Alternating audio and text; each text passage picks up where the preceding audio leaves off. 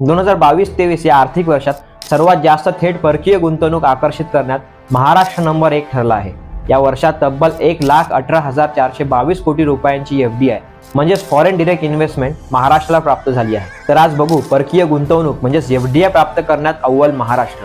माझा महाराष्ट्र सिरीज दिवस 26वा।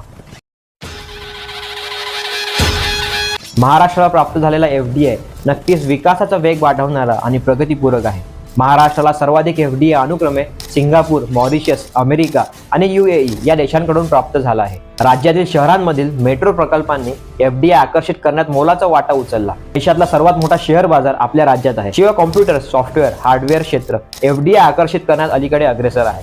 तसेच सर्वाधिक FDI प्राप्त करण्यामागे फार्मा, वित्त सेवा, बँक सेवा, ऑटोमोबाईल, नवनवीन प्रकल्प या बाबीही तितक्याच महत्त्वाच्या आहेत। मागच्याच वर्षी नाही तर 2023-24 या आर्थिक वर्षाच्या पहिल्याच तिमाहीत सर्वाधिक म्हणजे 36,634 कोटी रुपयांची FDI प्राप्त